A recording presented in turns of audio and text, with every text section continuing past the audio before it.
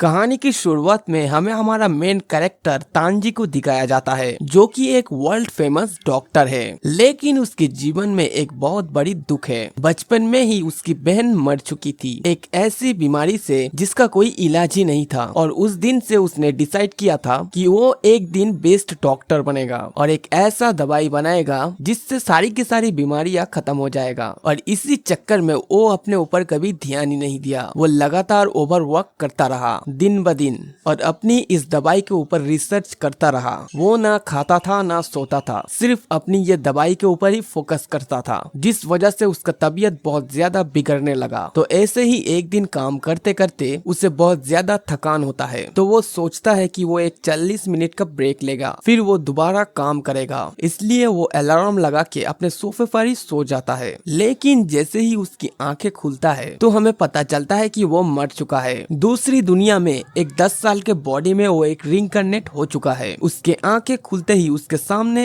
एक लड़की होती है जो उसको लेके बहुत ज्यादा चिंता जताती है और कहता है कि आपको हिलना नहीं चाहिए, अभी आप थोड़ा सा रेस्ट कर लो क्योंकि आपके ऊपर बिजली गिरी थी और आप बहुत टाइम से कोमा में थे। तांजी कहता है कि मुझे कुछ याद नहीं आ रहा और फिर वो अपने आप को देखने लगता है। तभी उसका मेट शार्लेट उसके सामने मिरर लाता है और तांजी यहाँ पे खुद को देख के बहुत ज्यादा डर जाता है और फिर कहता है कि ये कौन है। तब शार्लेट कहता है कि मास्टर, आप आपको भूल गए क्या? आप फार्मा हो और आप एक नोबेल फैमिली के लड़के हो। तब उसे याद आता है कि वो पिछली लाइफ में कैसे मरा था, कि वो एक डॉक्टर था और बहुत ज्यादा ओवरवर्क करने के लिए वो मर गया है। लेकिन उसको इस लाइफ के कुछ भी मेमोरीज याद नहीं है। और फिर उसको ये सब सोचते सोचते उसे थोड़ा सा दर्द होने लगता है शोल्डर पे। वो देखता है कि उधर उसे बैंडेज लगा हुआ होता है। वो अपनी मेट से यानी कि शार्लेट से कहता है कि इस बैंडेज को हटा दो। फिर शार्लेट वहाँ से चली जाती है और गर्म पानी करके ले आती है। फिर उसकी बॉडी की बहुत अच्छे से खातिरदारी करती है। फार्मा जैसे ही अपनी बैंडेज को हटा रहा था तब उसके हाथ में एक मार्क नोटिस करती है। तब शार्लेट उसकी मार्क को देख के वो घबरा जाती है। तब फार्मा कहती है कि अरे घबराओ मत, शायद ये मार्क तब आया होगा जब मेरे ऊपर लाइटनिंग गिरा था। तब शार्लेट कहता है कि नहीं, ये गॉड ऑफ मेडिसिन ने आपको ब्लेसिंग दी है और ये इसका सबूत है। फार्मा कहता है कि हाँ, ये गॉड ऑफ मेडिसिन कौन है? और ये सुनते ही शार्लेट चौंक जाती है और कहता है कि आप ये मत कहो कि आप गॉड ऑफ मेडिसिन को भूल चुके हो, क्योंकि आपका पूरा का पूरा खानदान गॉड ऑफ मेडिसिन की पूजा करती है। और तब फार्मा के दिमाग में एक आइडिया आती है और वो अपनी मेट से कहता है कि तुम मेरे लाइफ के बारे में सब कुछ बताओ ताकि मुझे सब कुछ याद आने लगे। इतना सुनते ही शार्लेट अपने आप को इंट्रोड्यूस करती है कि उसका नाम है शार्लेट और वो उनकी पर्सनल मेड है। उसके बाद शार्लेट उनको जगह जगह पे घुमाने लगता है उसके घर के और उसे सब कुछ बताने लगती है कि फार्मा रॉयल फार्मासिस्ट फैमिली से है जो कि नोबेल्स फैमिली के लिए दवाइयां बनाता है।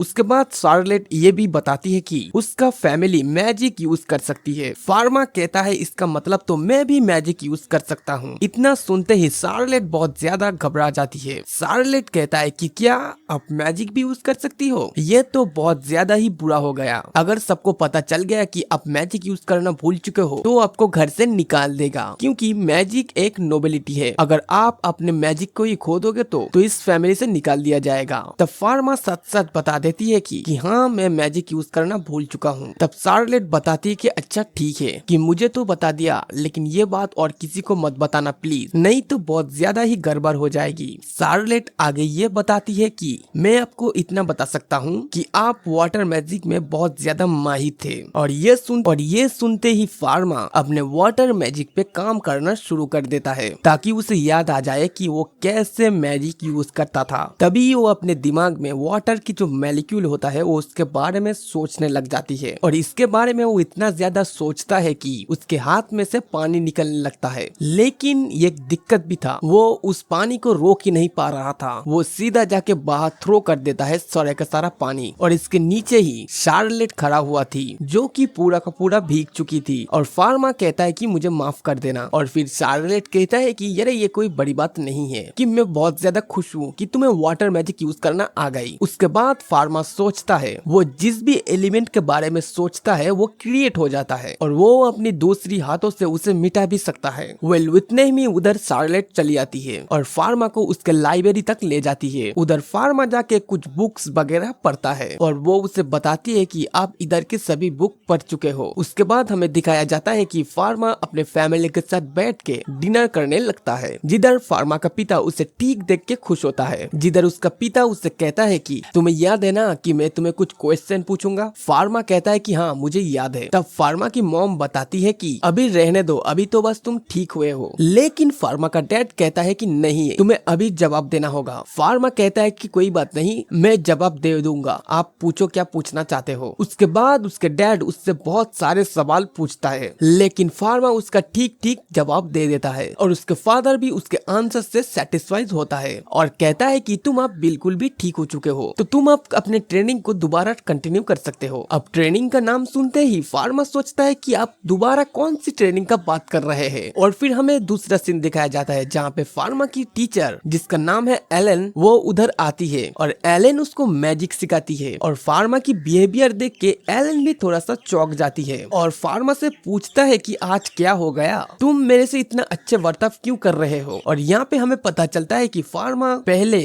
उसके टीचर के साथ बुरा बर्ताव करते थे और फार्मा उसे सब कुछ सच सच बता देता है और कहता है कि जब से वो लाइटिंग वाला केस हुआ है उसके बाद से मुझे बहुत कुछ याद नहीं है। और ये सुनने के बाद एलन थोड़ा सा शांति से बैठता है और उससे डिवाइन हार्ट के बारे में पूछती है, लेकिन फार्मा को डिवाइन हार्ट के बारे में कुछ भी नहीं पता, इसीलिए एलन उसे डिवाइन आर्ट के बारे में सब कुछ बताती है और उसको एक नदी के किनारे ले जाती है प्रैक्टिस कराने के लिए। उसके बाद एलन अपने मैजिक स्टिक को बाहर निकालती है और एक डेमो दिखाती है और डेमो दिखाने के बाद वो फार्मा से कहता है कि तुम अपनी स्टिक को निकालो, लेकिन फार्मा कहता है कि मेरे पास स्टिक नहीं है और इसी वजह से एलन उसे अपनी स्टिक दे देता है। अब फार्मा उसकी मैजिक अटैक को देखकर उसके तरह ही ट्राई करता है, लेकिन वो इतना ज्यादा पावरफुल होता है कि एलन भी चौंक जाती है और घबरा के पूछता है कि ये क्या है। वो थोड़ा सा उसका जांच पड़ताल करती है, उसके बाद उसके हाथ में एक चीज को पकड़ा देता है जिससे वो उसकी मैजिक को नाप सके और उस टाइम फार्मा की मैजिक मापते मापते वो डिवाइस ही खराब हो गई, मतलब उसके अंदर इतना खतरनाक मैजिक पावर आ चुका था। ये देखकर एलन बहुत ज्यादा शॉक हो जाती है, वो कहती है कि ये सब पहली बार हुआ है। फिर फार्मा की स्लिप को वो पुल करता है और देखता है कि वो मार्क जिसको गॉड ने उसे दिया है वो बहुत ज्यादा ग्लो कर रहा है। फार्मा कहता है कि ऐसी कोई बात नहीं है, ये सिर्फ एक रैंडम मार्क है, लेकिन एलन कहता है कि नहीं, ये कोई रैंडम मार्क नहीं है, गॉड ऑफ मेडिसिन ने तुमको ये साइन दिया है। येलेना ये भी कहती है कि माना मेजर के लिए जो डिवाइस यूज होता है वो डिवाइस तुम कभी भी यूज मत करना, किसी के भी सामने नहीं, अपने डैड के भी सामने नहीं। और आज के लिए वो अपना लेसन बंद कर देती है और वापस जाते हुए वो एक जगह पे बैठता है और उधर फार्मा रियलाइज करता है कि वो किसी के भी मेडिकल प्रॉब्लम को देख सकता है। फोकस करके वो देखता है कि एलन का फिंगर ब्लू लग रहा है और एलन कहता है कि हाँ तुमने बिल्कुल सही कहा, क्योंकि सुबह उसके फिंगर पे चोट लगी थी। अब एलन और ज्यादा फ्रीक आउट कर देती है, वो पीछे हट जाती है और कहती है कि वो एक फेम है गॉड ऑफ मेडिसिन की। वो डर जाती है और कहती है कि तुम मुझे मारना मत, और ये कह के वो बुशेस में भाग जाती है। और फिर अगले दिन फार्मा उसके डैड के पास जाता है और उसके डैड उसको बताती है कि एलन को हाई फीवर हो चुका है और उसने डिक्लेयर किया है कि अब से वो तुमको ट्यूटर नहीं कर पाएगी, जो कि काफी वार्ड है। वो उसे कुछ मेडिसिन और कुछ नोट्स देता है और कहता है कि ये तुम एलन को डिलीवर कर दो और उसके हालचाल पूछ के आओ। और फिर वो अपने एलन के पास जाता है, जो कि उसका घर बहुत ज्यादा बड़ा होता है, और फिर वो एक रूम में वेट करता है और अचानक ही हॉल का मेन डोर खुलता है, जो कि बहुत ही ज्यादा टेरिफाई होके अपने बॉडी में एक आर्मर पहन के उसे घूर रहा होता है। वो डर डर के बोलता है कि तुम मुझे मत मारो, तुम यहाँ से चले जाओ। और फार्मा उसे शांत करने की कोशिश करता है और कहता है कि अरे मैं तुम्हें क्यों मारूंगा। और फिर वो अपने मास्क को हटाती है और कहते हैं कि अरे तुम यहाँ पे क्या कर रहे हो। और फिर फार्मा एक्सप्लेन करता है कि अरे मेरे फादर ने तुम्हें मेडिसिन देने के लिए कहा है। और वो अंदर आती है, लेकिन वो अभी भी बहुत ज्यादा चिंतित होता है और फिर सोचता है कि अरे फार्मा ने इस मेडिसिन में कोई पॉइजन वगैरह तो नहीं मिला दिया ना। एलन उसे रीश्योर करता है और फार्मा उसे कुछ मेडिसिन देता है जो कि उसने अपने मॉडर्न साइंस मेडिसिन से बनाई है। अब ये सुनने के बाद वो और ज्यादा डर जाती है है। फार्मा उसे श्योर करता है कि वो और ज्यादा उसे तकलीफ नहीं पहुंचाएगा। साथ ही वो उसको ये भी बताती है कि एलन उसका ट्यूटर बना रहे, वो उसका इच्छा है। एलन कहता है कि उसे कुछ सीखने विखने की जरूरत नहीं है क्योंकि वो गॉड ऑफ मेडिसिन का रीयूनियन है। लेकिन फार्मा इंसिस्ट करता है कि नहीं, ऐसा कुछ भी नहीं है और उसे उसका टीचर बनना पड़ेगा। एलन उसके सामने झुकता है और कहता है कि अगर ये गॉड की इच्छा है तो ये वो जरूर पूरी करेगी। तब फार्मा उसे ऑनेस्टली एडमिट करता है कि उसे मैजिक के बारे में कुछ नहीं पता, ना ही उसको इस वर्ल्ड के बारे में कुछ पता है। साथ ही साथ वो कोई गॉड नहीं है क्योंकि वो उससे हेल्प मांगता है क्योंकि पूरे लाइब्रेरी में मेडिसिन की बुक से भरी हुई है, वहाँ पे मैजिक की कोई बुक ही नहीं है। वो कहता है कि उसके न्यू फाउंड मैजिक को कंट्रोल करना सीखना चाहता है। अब एलन उसके बात से एग्री करती है कि ठीक है, अब मैं तुम्हारी टीचर बनूंगी। और फार्मा वहाँ से चलते वक्त वो उसे कुछ फ्लावर देता है और कहता है कि अगर वो ट्यूटर नहीं बनेगी वो फ्लावर्स को वापस ले लेगा। अब वो नेक्स्ट डे गार्डन में वो वंडर करता है और तभी उधर एलन चली आती है, वो भी एक आर्मर पहने, लेकिन इस बार वो थोड़ा सा शांत रहती है। एलन कहती है कि उसका मैजिक बहुत ज्यादा स्ट्रॉन्ग है, इसीलिए वो आर्मर वगैरह पहन के आई है जब तक वो अपने मैजिक को कंट्रोल ना कर पाए। उसके बाद एलन उसका बना हुआ मेडिसिन के लिए उसे थैंक यू कहता है और कहता है कि इवन उसका डैड का हुआ मेडिसिन भी इतना ज्यादा फास्ट नहीं करती, उसका मेडिसिन ऑलमोस्ट एक मिराकल जैसा लगता है। एलन और भी कन्फेस करता है कि वो डिसाइड कर चुका है कि वो टीचर बनेगा और मेंशन करता है कि वो एक अबेंडेड आइलैंड पे जाएगा क्योंकि अगर कुछ गलत होता है तो उस आइलैंड पर ही होगा, आसपास कोई डिस्ट्रैक्शन नहीं बचेगा तुम्हारी मैजिक से। उसके बाद हम देखते हैं कि वो पूरा दिन अपने आप को ट्रेंड करता है, न्यू मैजिक को सीखता है और अलग अलग एलिमेंट से मैजिक बनाता है। ये सब देखने के बाद एलन कहता है कि ये बहुत ज्यादा सरप्राइजिंग बात है क्योंकि अब वो बहुत ही जल्दी सब कुछ सीख रहा है और ऐसा ही चलता रहा तो वो सब कुछ बहुत ही जल्दी मास्टर कर लेगा। उसके बाद मेनलैंड वापस आने के बाद स्टेयरकेस में बैठ के अपने सर्वेंट को वॉच कर रहा है जैसे कि वो कोई क्रीप हो और उसके साथ ही वो नोट्स भी ले रहा है। वो अपने मैजिक आई एबिलिटी का यूज करते हुए वो अपनी सर्वेंट्स का सब कुछ डिजीज वगैरह चेक कर रहा है। साथ ही साथ वो ये भी देख रहा था कि ये जो एबिलिटी है कि वो क्या क्या कर सकता है और क्या क्या नहीं, वो सब कुछ नोटिस कर रहा था। फाइनली वो सब कुछ चेक करने के बाद वो शार्लेट को देखती है एंड डिस्कवर करता है कि उसके हैंड में ड्राई स्किन और सबसे वो अपनी रूम में जाके शार्लेट के लिए एक मेडिसिन तैयार करता है अपनी मॉडर्न मेडिकल साइंस नॉलेज से, जो कि मॉडर्न कंपाउंड यूज करके एक्सीलेंट मेडिसिन बनाता है और शार्लेट को देता है। साथ ही ये उसको बता देता है कि ये मेडिसिन उसके हाथ को बिल्कुल ठीक कर देगी और ये देखकर शार्लेट बहुत ही ज्यादा खुश होता है और वो फार्मा से पूछता है कि ये मेडिसिन क्या मैं दूसरे के साथ भी शेयर कर सकता हूँ। फार्मा कहता है कि चिंता मत करो, उसने अलग अलग मेडिसिन बनाई है सबके लिए क्योंकि सबका अलग अलग सिम्टम है, मतलब सबका अलग अलग दिक्कत है। उसके बाद वो शार्लेट के साथ जाता है, सभी नौकरों को मेडिसिन देता है, सभी लोग बहुत ज्यादा खुश हो जाते हैं। शार्लेट एक्सप्लेन करती है कि किसी को नोबेल से मेडिसिन नहीं मिली क्योंकि नोबेल्स और पेशेंट में बहुत ज्यादा डिवाइड है, क्योंकि नोबेल अक्सर पेशेंट को ट्रीट नहीं करते और अगर ट्रीट करते भी तो बहुत ज्यादा हाई फीस मांगते हैं। फार्मा जब रियलाइज करती है कि इधर बहुत ज्यादा भेदभाव हो रहा है तो वो बहुत ज्यादा दुखी होता है और फिर वो खुद को वादा करता है कि वो मेडिसिन कॉमन लोगों के लिए एक्सेसिबल बनाएगा। उसके बाद अगले दिन उसके फादर उसको बुलाता है और फिर वो डाइनिंग एरिया में जाता है। उसके पेरेंट्स बहुत ज्यादा उससे दुखी लग रहे थे। वो ब्लेम करता है कि उसके सिस्टर को चिकन पॉक्स हो गया है और कोई भी 3 वीक्स के लिए उसके रूम में नहीं जा सकता। सिचुएशन समझने के बाद वो उसके रूम में जाता है और केमिकल कंपोजिशन और ड्रग्स के बारे में सोचता है जो क्रिएट करना है। वो श्योर नहीं है कि क्या वो उसे बना पाएगा, लेकिन लगातार कोशिश के बाद आखिरकार वो उस विषय में सक्सेस पा लेता है। वो जाता है अपने सिस्टर की बेडरूम में जबकि वो उसमें अलाउड नहीं था। फिर वो अपनी बहन को बहुत ही अच्छी तरीके से ट्रीट करता है। सिस्टर सरप्राइज हो जाता है कि वो कितना ज्यादा फास्ट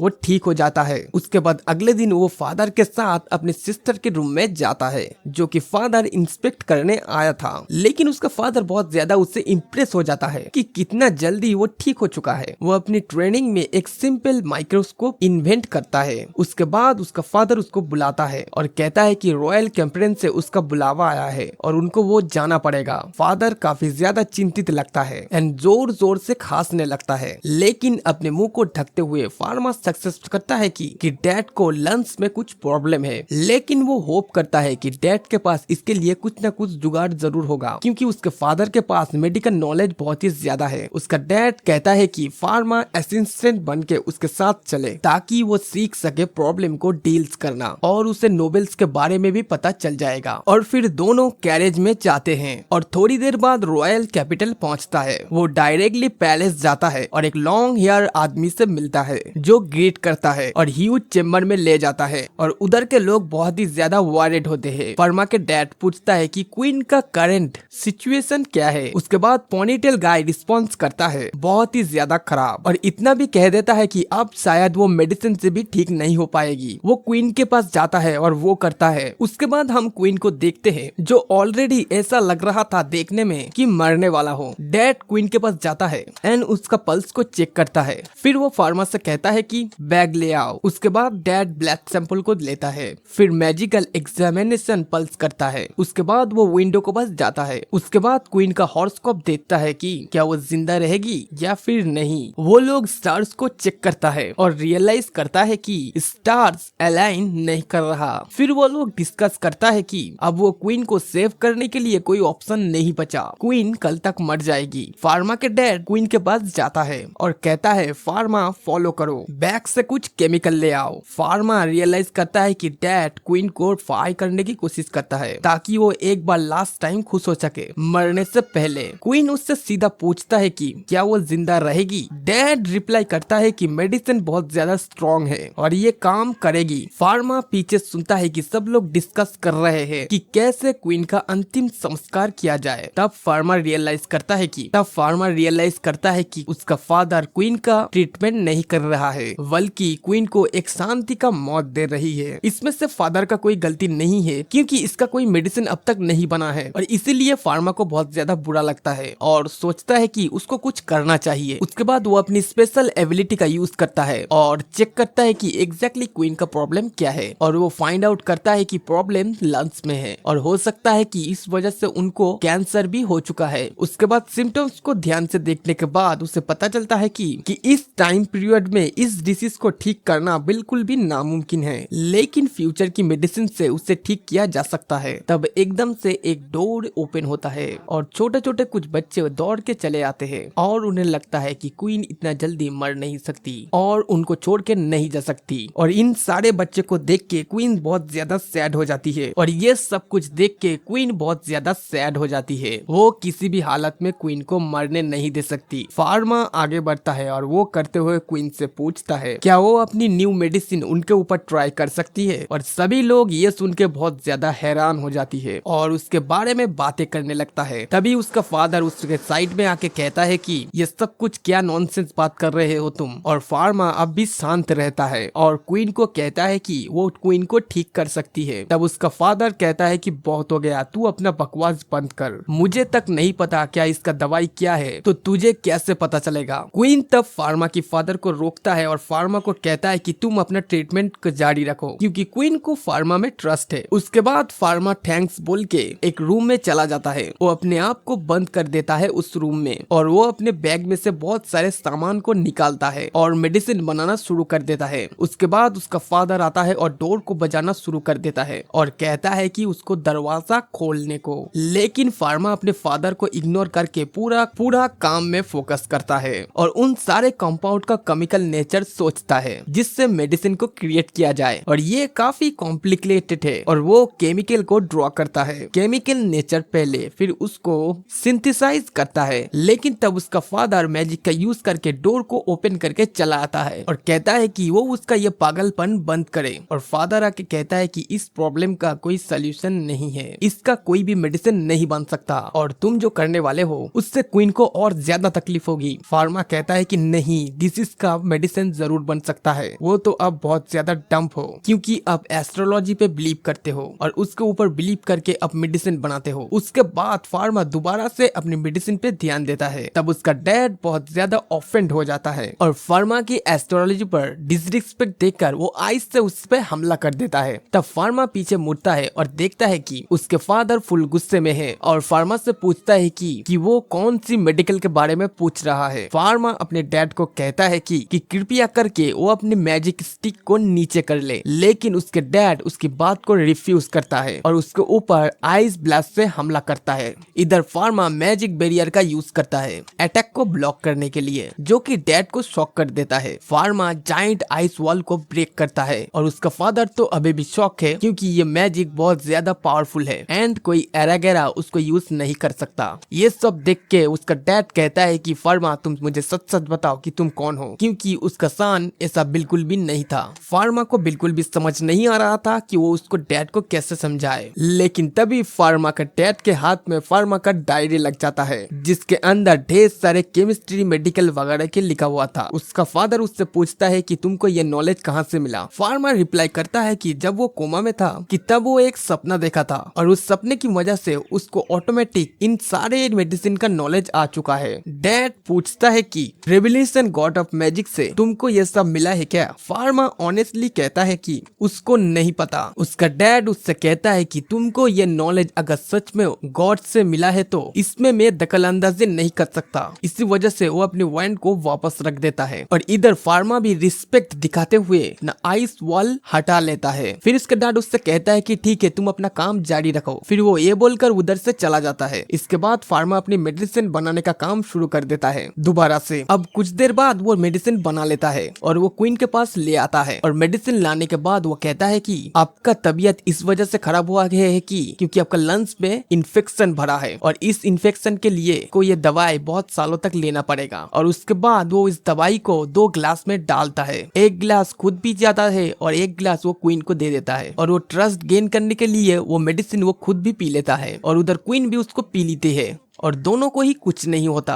अब कुछ देर बाद हमें पता चलता है कि क्वीन पहले से बहुत ज्यादा बेटर महसूस कर रही है और ये देख के बहुत लोग फार्मा की बहुत ज्यादा तारीफ करने लगते हैं। और उसके बाद हमें दिखाया जाता है कि फार्मा और उसके डैड अपने मेंशन में वापस चला जाता है। अब ऐसे करते करते 9 महीना बीत जाता है। अब 9 महीने बाद फार्मा दोबारा से राजमहल में आता है क्वीन को देखने के लिए और इधर आने के बाद उसे पता चलता है कि क्वीन का तबीयत बहुत ज्यादा ठीक हो चुका है। क्वीन उसे बताती है कि उसने जीने का इच्छा ही छोड़ दिया था, लेकिन उनके छोटे बेटे की वजह से उन्होंने दोबारा जीना सीखा। फार्मा ये देख के खुश होता है और उनको अलविदा बोल के चला जाता है। अब हमें नेक्स्ट दिन का सीन दिखाया जाता है, जिधर बाप बेटे दोनों रॉयल पैलेस में वापस आता है, क्योंकि आज उन दोनों को ही क्वीन रिस्पेक्ट देगी। वो दोनों पहुंचने के बाद क्वीन फार्मा के पिता को सबसे पहले रिस्पेक्ट देता है। उसके बाद फार्मा की बारी आती है और क्वीन फार्मा को भी रिस्पेक्ट देती है। साथ ही साथ उसको रॉयल फार्मासिस्ट का टैग भी मिलता है, जिसे पाने के बाद फार्मा बहुत ज्यादा खुश हो जाता है। तब क्वीन उसको ऑर्डर देती है कि तुम अब जहाँ चाहे तुम उधर फार्मेसी का दुकान खोल सकते हो और हमारे फार्मा यहाँ पे बहुत ही ज्यादा खुश हो जाता है और क्वीन को थैंक यू कहता है। उसके बाद वो तुरंत घर वापस आता है और ढेर सारे कारपेंटर को बुला लेता है ताकि वो जल्द से जल्द अपनी फार्मेसी को ओपन कर सके। अब बारी आती है कि वो लोग उसकी शॉप का नाम क्या रखेगा। फार्मा बहुत देर तक सोचता है। उसके बाद दिमाग में उसका एक नाम आता है जो कि था पैरेलल वर्ल्ड फार्मेसी और ये नाम सुन के वो लोग भी थोड़ा चौंक जाता है और यूनिक लगने की वजह से वो लोग यही नाम को सिलेक्ट करता है। और कुछ देर के बाद उसका फार्मेसी का काम जोरों शोरों से चालू हो जाता है और देखते ही देखते उसका दुकान का जो कार्डबोर्ड था वो तैयार हो जाता है। तभी वहाँ पे एलन आती है और उसका दुकान का नाम देख के वो बहुत ही ज्यादा खुश हो जाती है और उसका तारीफ भी करती है। वहाँ पे फार्मा भी शर्मा जाता है और उसका शुक्रिया अदा करता है। इतने में ही तभी उधर एक मोटा सा आदमी चला आता है और कहने लगता है कि इधर का मालिक कौन है। फार्मा बताता है कि वो उधर का मालिक है। वो आदमी फार्मा को देखकर कहता है कि तुम तो बहुत ज्यादा छोटे हो, लेकिन हाँ मेरे लिए तुम्हारे पास एक अच्छा खासा ऑफर है। वो आदमी पूछता है कि क्या तुम मेरे साथ कोलैबोरेट करोगे, हम दोनों एक साथ मिलके इस बिजनेस को बहुत ज्यादा बड़े करेंगे। फार्मा इसको सीधा सीधा मना कर देता है और कहता है कि उसकी कोई जरूरत नहीं है, लेकिन वो आदमी उसको फिर भी इंसिस्ट करने देता है कि उसके साथ कोलैबोरेट कर ले, नहीं तो फार्मा बहुत ज्यादा पछताएगा। फार्मा बताती है कि वो ये फार्मेसी इस वजह से ओपन किया है कि वो गरीबों का बहुत कम पैसों में इलाज कर सके, तो उसको फायदा या नुकसान से कोई फर्क नहीं पड़ेगा। अब उसको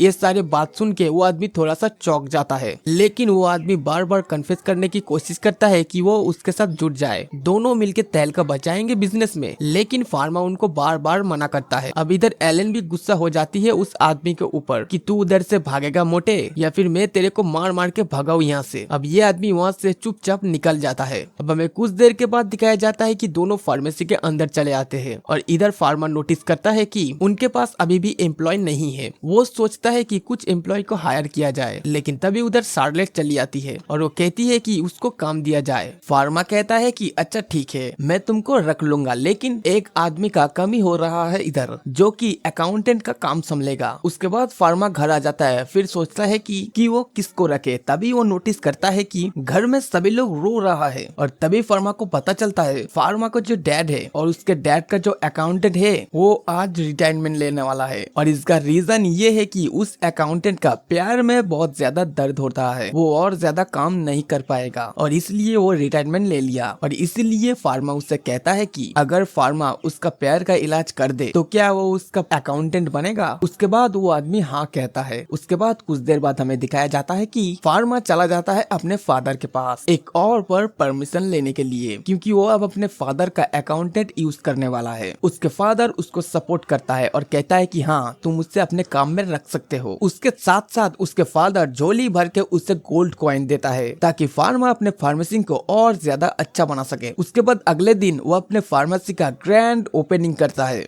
और इसी तरीके से दिन बीतता रहता है। लेकिन उसके साथ ही एक दिक्कत हो जाता है, क्योंकि उसके फार्मेसी में कोई भी कस्टमर नहीं आ रहा था और ऐसे करते करते एक मंथ बीत जाता है। लेकिन हाँ, एक ओल्ड आदमी वहाँ पे आता था, दवाई लेने नहीं बल्कि टॉफी खरीदने। ऐसे ही एक दिन फार्मा नोटिस करता है कि उसके फार्मेसी में उसका मॉम और डैड फेस बदल के आता होता है। उनको लगा था कि फार्मा उसे पहचान नहीं पाएगा, लेकिन फार्मा उसे पहचान लेता है। उसके बाद वो अपने असली रूप पे आ जाता है और पूछता है कि ये तुम्हारा हालत क्या हो गया है। फार्मा बताते हैं कि दरअसल क्या बताऊं मैं, मेरे शॉप में कोई कस्टमर आ ही नहीं रहा है। फिर फार्मा का डैड उसे बोलता है कि तुम मुझे अपना शॉप दिखाओ। फार्मा उसके फादर को उसके शॉप को अच्छी तरह दिखाता है। फार्मा उसके फादर से कुछ सजेशन मांगता है, क्या मुझसे कोई गलती हुई है कि नहीं, सब कुछ एकदम सही है, लेकिन फिर भी कस्टमर क्यों नहीं आ रहा ये तो मुझे भी समझ नहीं आ रहा। तब फार्मा की मॉम उसको एक सजेशन देती है। वो कहता है कि तुम कुछ कॉस्मेटिक का भी सामान बनाओ ताकि सस्ते में सेल कर सको लोगों को, लेकिन अच्छा क्वालिटी का हो। इससे फीमेल कस्टमर तुम्हारे शॉप में जरूर विजिट करेंगे। तब फार्मा को ये आइडिया बहुत ही कूल लगता है। वो लोग बात कर रहे थे, तभी एक बंदा अचानक से उधर चला आता है और घबराते हुए कहता है कि अगर इधर कोई फार्मासिस्ट है तो जल्दी से मेरे साथ चलो, एक लड़की का हालत बहुत ज्यादा खराब हो चुका है। तभी वो लोग बाहर जाते हैं और देखता है कि सच में एक लड़की का हालत बहुत ज्यादा खराब हो चुका है। इतने में ही फार्मा अपनी मैजिक आइस का यूज करके देख लेता है कि इस लड़की का प्रॉब्लम क्या है। वो देखता है कि उस लड़की के हाथ में बहुत ज्यादा घाव लग चुका है, बहुत ज्यादा कट लग चुका है, जिसकी वजह से उसके हाथ में बहुत ज्यादा खून लग चुका है और ये लड़की कमजोर हो चुका है। उसके बाद फार्मा उसके अपने फार्मेसी के अंदर ले आता है और उसका ट्रीटमेंट वगैरह कर देता है। अब थोड़ा सा ठीक होने के बाद वो उस लड़की से पूछता है कि तुमने अपना हाथ में जानबूझकर कट क्यों लगाया। तब वो लड़की शर्माते हुए कहती है कि उसके क्रश ने उसे रिजेक्ट कर लिया, क्योंकि वो अपनी क्रश की नजर में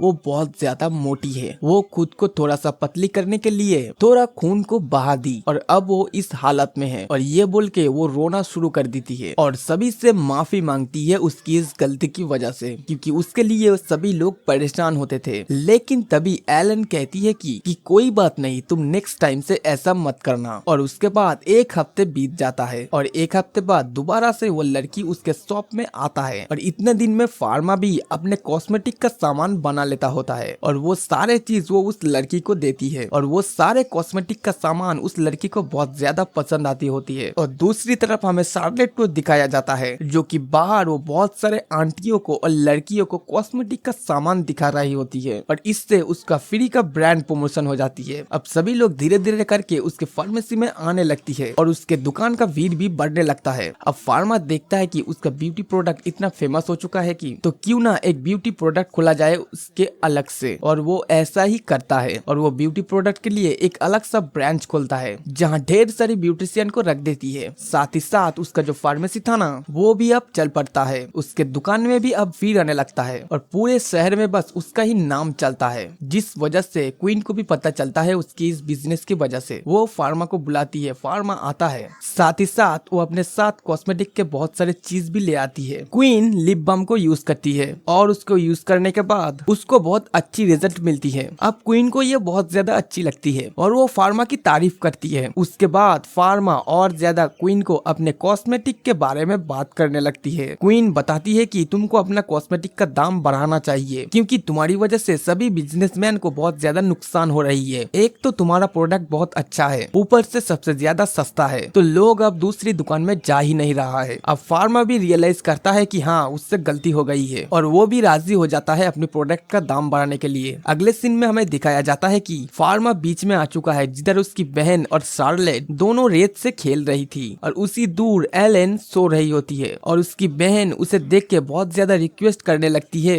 कि उनको पानी में जाने दिया जाए और फार्मा सीधा सीधा इसको मना कर देता है और कहता है कि नहीं पापा ने मना किया है। लेकिन शार्लेट और उसकी बहन बहुत ज्यादा जिद करने लगती है। अब बेचारे फार्मा के पास कोई ऑप्शन नहीं बचता और वो दोनों को पानी में जाने के लिए परमिशन दे देता है। अब वो दोनों पानी में बहुत ज्यादा इंजॉय कर रहे होते हैं और इधर फार्मा कोने में बैठ के अपने पिछले जिंदगी में जो बहन था जो गुजर चुकी थी उसके बारे में याद करने लगता है और इसे ही सोच के वो बहुत ज्यादा दुखी होता है। इतने में ही शार्लेट चिल्लाती है और साथ ही साथ उसकी बहन भी चिल्लाती है और इधर हम लोग देखते हैं कि उसकी बहन बहुत ज्यादा गहरे पानी में डूब चुका होता है और ये देख के फार्मा बहुत ज्यादा डर जाता है और वो दौड़ के उसकी बहन को बचाने की कोशिश करता है और वो ये सोचता है कि वो ये सिस्टर को भी खो ना दे। जैसे ही वो उसकी करीब पहुंचता है वो देखता है कि उसकी बहन पानी के नीचे पहुंच चुकी है और वो भी पानी के नीचे पहुंचने लगता है, लेकिन उसकी बहन बहुत ज्यादा गहराई पे जाने लगती है और इधर फार्मा बहुत ज्यादा चिल्लाने लगती है, उसको बचाने की कोशिश करता है, लेकिन चाहे वो कुछ भी कर ले उसकी बहन को बचा नहीं पा रहा था और इस वजह से वो बहुत ज्यादा चिल्लाता है और उसकी चिल्लाने की वजह से उसकी बॉडी में से एक तड़कता भड़कता पावर निकलता है और उसकी आसपास पूरा साफ हो जाता है। बेचारा फार्मा खुद डर जाता है अपनी पावर से कि उसने ये क्या कर दिया और दूर खड़ा एलेन वो तो बेचारी सदमे में चली गई होती है क्योंकि उसे पता लग गया था कि फार्मा ने अभी नेगेटिव एनर्जी का यूज किया है और ये वाला अटैक सिर्फ एक डीमन ही कर सकता है। और उसके कुछ देर बाद फार्मा अपनी बहन को लेके और शार्लेट को लेके एक सेफ जगह पे चला आता है, लेकिन फार्मा यहाँ पे कुछ और ही सोच रहा था। वो अपनी इस अटैक को लेके थोड़ा सा वरीड होता है और सोचता है कि चलो कोई बात नहीं, लेकिन वो गलत था। दूर खड़े एक बंदा उसे देख रहा होता है और ये सब देखने के बाद वो बंदा जो होली ग्रुप है चर्च में जाके उसके बारे में कंप्लेन कर देता है और वो लोग इसके लेकर बात करने लगता है और कुछ ही देर में हमें पता चलता है कि उन लोगों ने डिसीजन लिया है कि वो लोग फार्मा के ऊपर नजर रखेगा। तभी वो लोग 2 एसोसिएशन को काम दिया है उन पे नजर रखने के लिए। उसके बाद हमें अगले दिन का सीन दिखाया जाता है जहां फार्मा अपने फार्मेसी में आ गया होता है और अपना काम कर रहा था डेली का, लेकिन तभी फार्मेसी के अंदर 2 एसोसिएशन उस पे नजर रख रहा था चुप चुप के और उसके अगले दिन एक कीचड़ से भरा घोड़ा उनके फार्मेसी के अंदर घुस जाता है और चारों ओर गंदगी फैला देता है। जब ये बात फार्मा की फादर को पता चलता है तो वो बहुत ज्यादा गुस्से में आ जाता है और सोचता है कि शायद कोई उनको टारगेट कर रहा है उनको परेशान करने के लिए, और इसी वजह से अगले दिन फार्मा अपने फार्मेसी में जाता है ताकि वो अपना फार्मेसी का साफ सफाई कर सके। उधर जाने के बाद वो देखता है कि उनके बहुत सारे पुराने कस्टमर और शहर के कुछ जाने पहचाने उधर आ चुका है फार्मा की मदद करने के लिए, जो देख के फार्मा बहुत ज्यादा खुश होता है। इतने में एक लड़की उसके पास भागते हुए आती है और घबराते हुए बोलते है कि उसके साथ चले क्योंकि उसका फादर बेहोश हो चुका है और फार्मा जल्दी जल्दी उसके बताया हुआ डेस्टिनी पर वहाँ पे पहुँच जाता है जो कि एक जंगल होता है। इतने में ही वो लड़की जल्दी से कहीं ना कहीं तो गायब हो जाता है, जो देख के फार्मा थोड़ा सा शॉक होता है। इतने में ही वो देखता है कि उसके आसपास बहुत सारे होली ग्रुप के मेंबर आ चुका था जो उसको पूरी तरह से घेर लिया है और इस होली ग्रुप का जो लीडर है वो कहता है कि फार्मा के अंदर एक डीमन है और वो लोग इस वजह से मारने आए हैं इधर। और इतने में ही वो लोग फार्मा के ऊपर अटैक कर देता है, लेकिन फार्मा भी इधर रेडी था। वो बहुत ही आसानी से उन लोगों की अटैक को डिफेंड करता है। असल में फार्मा इन सब से बहुत ज्यादा ताकतवर पर होता है। वो चाहे तो एक चुटकी में इन सब को खत्म कर सकता है, लेकिन वो खुद को रोकता है क्योंकि वो खामोखा इन सब को मारना नहीं चाहता। इसलिए फार्मा खुद को बहुत बार रोकने की कोशिश करता है, लेकिन वो लोग मानने के लिए तैयार ही नहीं थे। वो लोग बार बार फार्मा के ऊपर अटैक करता रहता है और उसको डिमांड समझ रहा था और उसके पास कोई ऑप्शन नहीं रहता। फार्मा वहाँ पे अपना एक छोटा सा पावर का डेमो दिखाता है, जिससे सब लोग अपने औकात में चला आता है। इतने में ही होली ग्रुप का जो लीडर है वो देखता है कि फार्मा के हाथ में वो लोगो है और इसको देख के वो पहचान जाता है और वो सब लोगों को कहता है कि कोई भी कुछ मत करना, फार्मा हमारी गॉड है। और ये सुन के सभी लोग शॉक हो जाता है और साथ ही साथ फार्मा भी। फिर वो लीडर और साथ ही साथ सभी लोग उन सब से माफी मांगता है। तब फार्मा नोटिस करता है कि उनके जो लीडर है जिसका नाम है सलमान, उनको बहुत ज्यादा गहरी चोट आई है लड़ाई में और इस वजह से उसको खतरनाक इन्फेक्शन भी हो सकता है। सलमान कहता है कि हाँ, मैं इसी का लायक हूँ क्योंकि मैंने आपके साथ फाइट किया है, यही मेरा सजा है, आप मेरी फिक्र मत करो। लेकिन फार्मा कहता है कि वो ऐसा नहीं कर सकता और वो उसको बहुत ज्यादा ही चोट लगी है और अगर वो अभी सर्जरी ना करे तो फ्यूचर में उसको बहुत ज्यादा दिक्कत होगी। लेकिन यहाँ पे एक दिक्कत हो जाता है, फार्मा को नहीं पता कि सर्जरी कैसे करते हैं और अभी तक इस दुनिया में सर्जरी करने वाला पैदा ही नहीं हुआ। वो वहाँ पे डिसाइड करता है कि वो अपनी नॉलेज से किसी भी हालत में सर्जरी करेगा। उसकी जैसा सोचना वो सही काम। वो उधर ही तुरंत एक टेंट बना देता है और सर्जरी को शुरू करता है। कुछ घंटे सर्जरी शुरू करने के बाद फाइनली उसका यह सर्जरी सक्सेसफुल होता है। तभी कुछ दिन बाद वो फार्मा की शॉप में आता है, जिधर होली ग्रुप का जो मेंबर था वो अभी ठीक हो चुका होता है। वो फार्मा के लिए ढेर सारा गिफ्ट लाया होता है और कहता है कि वो फार्मा की सीक्रेट को सीक्रेट ही रखेगा और इन सारे गिफ्ट में से एक होली स्टिक होता है। फार्मा जैसे ही वो वाला होली स्टिक को उठाता है वो अचानक से ग्लो करने लगता है। फार्मा शॉक हो जाता है कि ये साला क्या हो गया। वो लीडर कहता है कि कुछ नहीं, ये स्टिक तुम्हें चुन लिया है। इतना सुनते ही एलन बहुत ज्यादा खुश हो जाता है और वो सीधा फार्मा से कहता है कि क्या ये उस स्टिक को एक बार पकड़ सकती है। फार्मा बिना सोचे समझे वो स्टिक को उसे पकड़ा देती है, लेकिन हम देखते हैं कि वो स्टिक उसके हाथ में रहता ही नहीं है, ऑटोमेटिक नीचे गिर जाता है। तब सलमान से हमें पता चलता है कि ये स्टिक वही होल्ड कर सकता है जिसने इसको चुना है। अब एलन उसके पीछे जाके फार्मा को गॉड गॉड पुकारने लगती है। फार्मा शर्मा के कहता है कि नहीं, मैं कोई गॉड नहीं हूँ। तब सलमान उसे एक बात बताता है कि अगर वो ह्यूमन से ज्यादा डीमन पावर इसमें डाल दे तो वो हवा में तैर सकता है। जो सुन के एरन बहुत ज्यादा चौंक जाती है क्योंकि ये फर्स्ट टाइम था कि किसी को हवा में उड़ते देखेगा वो। फिर सलमान उसको बाय बाय कह के चले जाता है और जाते टाइम ये भी बता जाता है कि जब तक वो टेम्पल का हेड है तब तक फार्मा को कोई भी कुछ नहीं कर पाएगा। साथ ही साथ वो ये भी बताता है कि और साथ ही साथ ये भी पता लगेगा कि कौन तुम्हारे फार्मेसी में वो कैरेज लेके आया था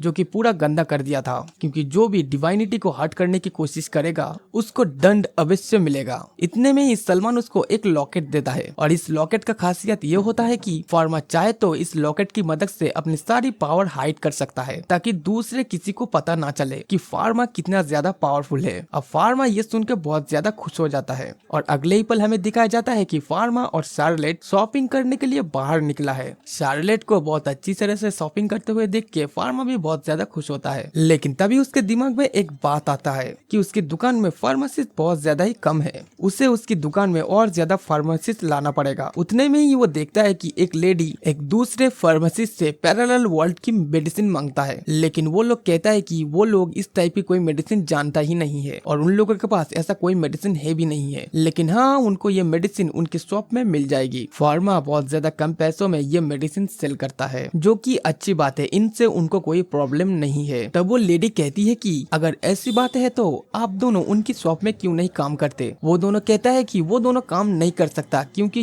वो रूल गिल्ड के खिलाफ है। और दूर खड़े होकर फार्मा ये सब कुछ सुन लेता है और वो शॉप में जाके एलन से कहती है कि उसको भी खुद का एक गिल्ड खुलना है, क्योंकि रीजन आपको तो पता ही होगा, क्योंकि उसको भी फार्मासिस्ट चाहिए होगा। और कहती है कि हाँ ये आइडिया बहुत ज्यादा अच्छी है, अगर हम लोग गिल्ड को इस तरह से क्रिएट करेंगे, मतलब पार्टनरशिप के जैसे एक शॉप के साथ, तो अच्छा होगी, तो इससे हमारे शॉप में ज्यादा भीड़ बनी नहीं रहेगी और वो लोग अलग अलग शॉप से भी सामान खरीद पाएगी और मेडिसिन भी। सबको ये वाला आइडिया पसंद आता है। अब हमें रात का सीन दिखाया जाता है, जहाँ हमें पता चलता है कि वही फार्मेसी का जो मेन है उसका जो बेटी है उसको बहुत ज्यादा ही बुखार है जो किसी भी हालत में कम नहीं हो रही है। और नेक्स्ट डे मेडिकल गिल्ड में सभी लोग बात कर रहे होते हैं फार्मा को लेके कि फार्मा की शॉप की वजह से उन सबको बहुत ज्यादा लॉस हो रहा है, क्योंकि वो अच्छा दवाई को बहुत ज्यादा कम दामों में सेल कर रहा है, जिससे उनको बहुत ज्यादा लॉस हो रहा है और वो किसी भी हालत में उनको रोकना चाहता है ताकि उनका बिजनेस सही से चल सके। और हाँ, फार्मा के शॉप में जो कैरेज आया था जो उसके शॉप को पूरा गंदा कर दिया था, वो दरअसल इन लोगों ने ही भेजा था। लेकिन उनका प्लान पूरा फ्लॉप हो जाता है क्योंकि सभी लोग आके फार्मा का हेल्प कर दिया था। अब ये मोटा सा चश्मा वाला बंदा कहता है कि अगर कोई भी फार्मा का हेल्प करेगा या उसकी शॉप वगैरह का हेल्प करेगा तो उनको गिल्ड से निकाल दिया जाएगा। अब सीन शिफ्ट होता है जो अपनी बेटी को लेके एक डॉक्टर के पास आया होता है, लेकिन डॉक्टर किसी भी हालत में दरवाजा नहीं खोलता। लेकिन तभी उधर से फार्मा गुजर रहा होता है और उनको कहता है कि कोई फायदा नहीं होगा क्योंकि इधर जो रहता था एक हफ्ते के लिए बाहर गया है। तभी फार्मा की नजर पड़ता है उस छोटी सी लड़की के ऊपर और उससे पता चलता है कि उसकी हालत बहुत ही ज्यादा खराब है और उसकी हेल्प करने के लिए बोलता है। लेकिन वो जो आदमी है ना, वो उसकी हेल्प लेने से थोड़ा सा हिचकिचाता है, लेकिन वो देखता है कि उसकी बेटी बहुत ज्यादा खराब हालत में है तो वो मान जाता है उसका हेल्प लेने के लिए। अब फार्मा उसको पीछे वाले गेट से उसको एंट्री देता है जिससे उसे लगता है कि शायद वो फार्मा के लेवल का नहीं है, इसलिए उसे पीछे से लाया गया है। उसके बाद फार्मा उसको मास्क पहनने के लिए बोलता है और तब उसे पता चलता है कि फार्मा उसे पीछे वाले दरवाजे से इस वजह से ले आया है ताकि बीमारी किसी और में ना फैले। तब हमारे फार्मा उस छोटी सी लड़की को बहुत अच्छे से जांच पड़ताल करती है। बहुत बारीकी से एग्जामिनेशन करने के बाद उसे पता चलता है कि उसे बुखार हुआ था। वहाँ खड़ा हुआ आदमी अभी भी चौंक चुका था कि फार्मा कमाल का है और फार्मा उसको मेडिसिन वगैरह देने के बाद उधर से उनको घर भेज देता है। अब जाते हुए इधर वो आदमी नोटिस करता है कि उसका बेटी का टेम्परेचर ऑलरेडी कम हो चुका है। बाय द वे, इस आदमी का नाम है पेरी और पेरी घर में चला आता है और फार्मा के बारे में सोचने लगता है। फार्मा का जो शॉप है एंड फार्मा दोनों ही कमाल का है। वो अपनी बीवी को भी बताता है उनके बारे में, साथ ही साथ वो बहुत ज्यादा दुखी भी हो जाता है। वो कहता है कि अगर वो शायद अपनी फार्मा से हेल्प लेता तो उसकी शॉप भी शायद चल पड़ता, लेकिन वो ये नहीं कर सकता क्योंकि ये रूल्स के खिलाफ है। अब उसकी बीवी उसको रूल्स के लिए हौसला देती है। अब उनको ये बताती है कि उनके पास कोई ऑप्शन नहीं है क्योंकि उन लोगों के पास इतना पैसा नहीं है। अगर गिल्ड से निकाल दिया जाए तो वो लोग सड़क पे आ जाएंगे। साथ ही साथ उनका जो बेटी है उनका भी फ्यूचर देखना है ना, इसलिए उसकी बीवी फार्मा से उसे दूर रहने के लिए बोलता है। इधर प्यारे रोने लगता है और कहता है कि वो लोग इतना ज्यादा ऐसा है कि वो लोग अपना बेटी का भी इलाज नहीं कर पाया। फिर दोनों पति पत्नी बैठ कर रोने लगता है। अब सीन दोबारा से वो मेडिकल गिल्ड में जाता है जिधर सभी लोग बैठ के फार्मा के बारे में निंदा कर रहा होता है और फार्मा को भर भर के गालियां भी दे रहा होता है क्योंकि फार्मा की वजह से उनका दवाई तो उतना भी नहीं बिकता जो पहले बिक रहा था। ये मोटा सा चश्मा वाला बंदा ये भी कहता है कि फार्मा का बना हुआ कॉस्मेटिक उसकी बीबी यूज कर रहा था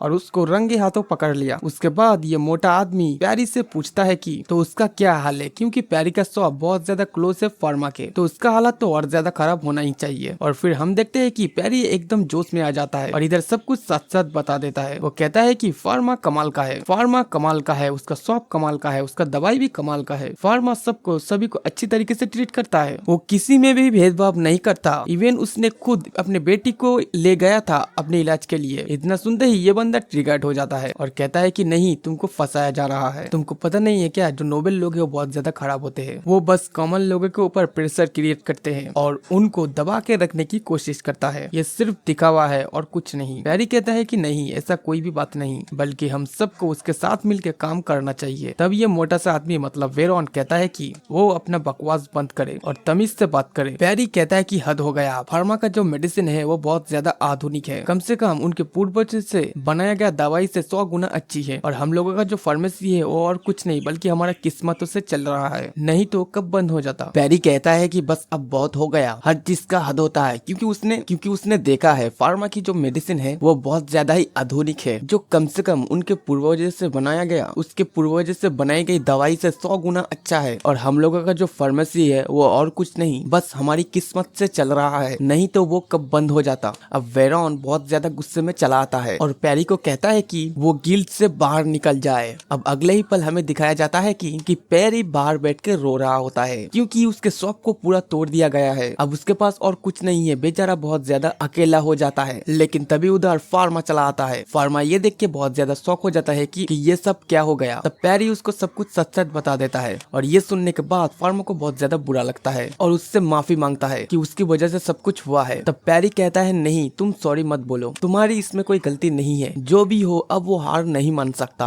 अब वो इस देश को छोड़ के दूसरी जगह में जाएगा ताकि वो सब कुछ शुरू से स्टार्ट कर सके। तब फार्मा कहता है कि वो एक न्यू कम्युनिटी टाइप गिल्ड बनाना चाहता है, तो अगर पैरी चाहे तो उस गिल्ड में ज्वाइन हो सकता है। ये सुनकर तो पैरी बहुत ज्यादा ही खुश हो जाता है और खुश खुशी के मारे रोने लगता है। अब अगले दिन हमें दिखाया जाता है कि पैरेलल वर्ल्ड फार्मेसी का एक न्यू ब्रांच ओपन हुआ है और इस ब्रांच का मालिक और कोई नहीं बल्कि हमारे पैडी है। वो थोड़ा सा नर्वस होता है लेकिन हार नहीं मानता और डर रहा था कि क्या सच में उसका फार्मेसी इस बार चल पाएगा या फिर नहीं। तभी उसकी छोटी सी बेटी उधर चली आती है और अपने पापा को वो हौसला देती है कि सब कुछ अब ठीक होगा। तब पैरी अपनी फार्मेसी का गेट ओपन करता है और वो दरवाजा खोलते ही देखता है कि बाहर ढेर सारे लोग ऑलरेडी लाइन पे खड़ा है उसकी शॉप से मेडिसिन वगैरह लेने के लिए। और ये देख के मानो उसके सर पे खुशी की पहाड़ टूट पड़ता है। पैरी बहुत ज्यादा खुश हो जाता है, इवन वो रोने भी लगता है और सबका स्वागत करता है। तभी सीन शिफ्ट होता है और हमें एक जगह पे दिखाया जाता है कि कुछ लोग एक लड़के को एक मैजिक सर्कल के अंदर रखा है। उनमें से एक आदमी उससे पूछता है कि तुमने ऐसा क्यों किया, तुमने तो ढेर सारे इलाज के लिए दवाइयाँ बनाई थी। तब वो लड़का बहुत ज्यादा क्रीपी वे में जवाब देता है क्योंकि एक ना एक दिन सब लोग मरेगा, सबको मरना ही है। तभी हम देखते हैं कि उधर ब्रूनो चला आता है। तो अच्छा, तुमने इसलिए सभी के सभी एक्सपेरिमेंट इंसानों के ऊपर किए थे? वो आदमी एकदम पागल वे में ब्रूनो का जवाब देता है और कहता है कि ये सब कुछ बकवास है क्योंकि ये सब कुछ मिथ्या है, इस दुनिया में कुछ भी सत्य नहीं है, तुम सब कुत्तों के मौत मरोगे और कुछ नहीं। तभी अचानक हम देखते हैं कि ब्रूनो का नींद टूट जाता है जो कि बहुत ज्यादा डरा हुआ होता है। अब नेक्स्ट डे अपने फैमिली के साथ ब्रेकफास्ट कर रहा होता है। तभी उसके पास एक लेटर आता है जो कि पेल का भेजा हुआ था। पेल दरअसल फार्मा की बड़े भाई है जो कि दुनिया का सबसे ग्रेटेस्ट इंस्टीट्यूट में पढ़ रहा है। जब ब्रूनो यानी कि फार्मा के फादर उस चिट्ठी को पढ़ता है तो अपने बेटे को यानी कि फार्मा को अपने ऑफिस में बुलाता है। उसका फादर उसे बताता है कि कुछ दिन बाद इधर एक बहुत बड़ा फेस्टिवल होने वाला है जिधर अलग अलग देश से बहुत बड़े बड़े लोग आएंगे। लेकिन हाँ, एक बात पता चला है कि बाहर बहुत ज्यादा महामारी फैला हुआ है, एक खतरनाक वाला महामारी। तुम्हारे बड़े भाई ने हमें ये बताया है कि कम से कम 1000 से ज्यादा लोग मर चुके हैं इस महामारी में और इस फेस्टिवल में बाहर से भी बहुत ज्यादा लोग आएंगे। इसका मतलब वो बीमारी हमारे यहाँ भी फैल सकता है। तब फार्मा पूछता है कि हमारे ऊपर जो इन्फेक्शन जो महामारी फैला हुआ है उसका कोई सैंपल वगैरह है? तब उसका फादर बताता है कि जिन लोगों को ये बीमारी हुआ था उनको तुरंत ही जला दिया गया था ताकि ये महामारी और ज्यादा ना फैले और ये डिसीजन बिल्कुल सही था। इससे ज्यादा से ज्यादा लोग इन्फेक्ट होने से बचेंगे। साथ ही साथ जो लोग इस बीमारी का पता लगाने की कोशिश कर रहा था बेचारे उन लोगों को भी इस बीमारी ने इफेक्ट कर लिया। लेकिन हाँ, उन लोगों के पास एक सैंपल है। अब फार्मा उस सैंपल को मांगता है और दूसरी ओर में क्वीन को दिखाया जाता है जो कि बैठ के फार्मा और फार्मा की जो स्टोर है उसके बारे में बात कर रही होती है। और उधर क्वीन को पता चलती है कि पैरेलल वर्ल्ड फार्मेसी ओपन होने के बाद इस किंगडम में जो सारे लोग थे उनका हेल्थ पहले से ज्यादा सुधारा है और सबको कम पैसों में अच्छे क्वालिटी का दवाई मिल रहा है। इवन उसने एक न्यू गिल्ड बनाया था और उसका जो कॉस्मेटिक का सामान है वो भी बहुत ज्यादा जल्दी जल्दी ग्रो कर रहा है। मतलब उसकी वजह से हमारे किंगडम को भी फायदा हो रहा है। अब क्वीन बहुत ज्यादा हैप्पी हो जाता है ये सुन के। साथ ही साथ वो डिक्लेयर करती है कि वो फार्मा को नोबेल वेरॉन बनाएगी। लेकिन तभी एक लेडी कहती है कि लेकिन क्वीन, फार्मा तो अभी बहुत ज्यादा छोटा है। अब दूसरी ओर हमें एलन को दिखाया जाता है जो कि फार्मा के पास आया होता है। लेकिन वो देखता है कि फार्मा बहुत ज्यादा परेशान है। तब फार्मा एलन को सब कुछ सच सच बता देता है कि आने वाले टाइम में बहुत ज्यादा बीमारी होने वाला है। ये महामारी इतना ज्यादा खतरनाक है कि इसका दवाई अभी तक नहीं बना और किसी भी हालत में उनको इसका इलाज ढूंढना होगा। और तभी उधर शार्लेट चली आती है फार्मा के बड़े भाई का एक चिट्ठी लेके। वो चिट्ठी पढ़ने के बाद फार्मा को बहुत ज्यादा शौक लगता है और वो कहता है कि इस दुनिया में भी वो वाला बीमारी है और उसको ये हालत में देख के कहता है कि क्या हुआ, कुछ पता चला क्या? फार्मा बताती है कि इस पिक्चर को देख के मुझे जितना दूर समझ आ रहा है कि और ये बीमारी और कुछ नहीं बल्कि ब्लैक डेथ है। और अगले ही पल हमें दिखाया जाता है कि फार्मा सभी का हेल्प मांगने चाहता है इधर उधर जाके, क्योंकि वो किसी भी हालत में इस बीमारी को रोकना चाहता है। वो लोग एकदम तैयार है ताकि वो लोग इस ब्लैक डेथ को रोक सके। उसके बाद फार्मा चला जाता है अपने पापा के पास इस बीमारी के बारे में बातचीत करने के लिए। फार्मा सब कुछ बताने के बाद हाँ मैं भी समझ गया, लेकिन दिक्कत तो ये है कि अभी तक इसका कोई दवाई नहीं बना। उसके बाद फार्मा बताता है कि आप कोई भी चिंता मत करो, मैंने बहुत ज्यादा रिसर्च किया है और मैंने इस बीमारी का इलाज भी ढूंढ लिया है। मैं इस शहर को कुछ नहीं होने दूंगा, आप कोई भी चिंता मत करो। उसका पिता तो बहुत ज्यादा खुश हो जाता है कि अपने बेटे का इस तरक्की देख के। अब फार्मा कहता है कि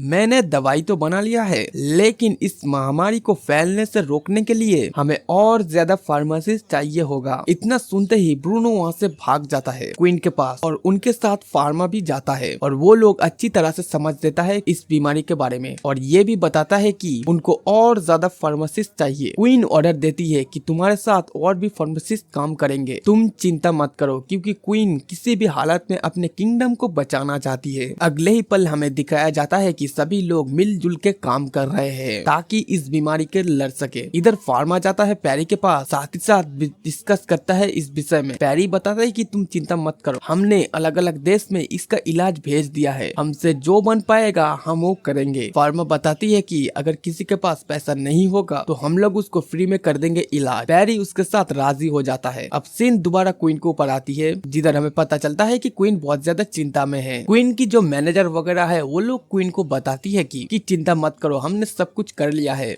सब लोग एकदम रेडी है ताकि वो लोग ये ब्लैक डेथ नाम की बीमारी से लड़ सके। क्वीन बताती है कि हाँ वो तो है, लेकिन हमें ध्यान रखना होगा और सबको ये ऑर्डर दे देना कि फार्मा जो बोले वो लोग सबको ये फॉलो करना चाहिए, बिकॉज कहीं ना कहीं उसका डिसीजन सबसे ज्यादा बेस्ट होता है और ठीक होता है। और दूसरी तरफ हमें फार्मा और एलन को दिखाया जाता है और ये दोनों भी निकल जाता है ब्लैक डेथ से लड़ने के लिए। दरअसल ये दोनों जा रहा था शिप्स की इंस्ट्रक्शन करने के लिए, क्योंकि इतने सारे शिप में वो बीमारी हो सकता है। हमें पता चलता कि फार्मासिस्ट इधर भी इन्फेक्शन कर रहा है, जगह जगह पे उन लोगों ने सबको क्वारंटाइन किया है और सबको अच्छी तरीके से चेक वगैरह किया जा रहा है। फार्मा सभी को चौकन्ना रहने के लिए कहता है ताकि एक भी मिस्टेक ना हो। उसके बाद हम देखते हैं कि फार्मा एक शिप में चला जाता है इन्फेक्शन करने के लिए, लेकिन उस शिप का जो कैप्टन होता है ना, वो फार्मा के ऊपर गुस्सा करने लगता है क्योंकि वो चीज उनको बिल्कुल पसंद नहीं आया। फार्मा उसको सिचुएशन समझाता है और अपनी ओर से एक बार जांच पड़ताल करता है उस बोट का। उस कैप्टन को क्लीन चिट दे देता है कि उनपे कोई दिक्कत नहीं है। उसके साथ फार्मा दूसरी शिप में जाने वाला होता है, लेकिन तभी और एक शिप का जो कैप्टन है उनके ऊपर सामान फेंकने लगता है और कुछ टाइम बाद कहता है कि उनको जल्दी जल्दी छोड़ा जाए क्योंकि उनको ढेर सारा सामान निकालना है। इतने में ही और एक कैप्टन कहने लगता है कि क्या बकवास है, उनका सामान सबसे पहले उतरेगा, न कि किसी और दूसरे बोट का। और उन दोनों के बीच झगड़ा लग जाता है और इन सभी से बहुत ज्यादा तंग हो जाता है एलन, उनको मारने के लिए जाता लगता है। लेकिन इतने में ही कोई एक कैनन से हमला कर देता है और एलन भी डर जाती है इन सब से। हमें पता चलता है कि रॉयल कैपिटल का नेवी बोट उधर आ चुका है और वो लोग उस बंदे को समझाने लगता है कि वो लोग उसके शहर में आके ऐसा नहीं कर सकता। और गाइस, ये कैप्टन और कोई नहीं होता और ये कैप्टन वही होता है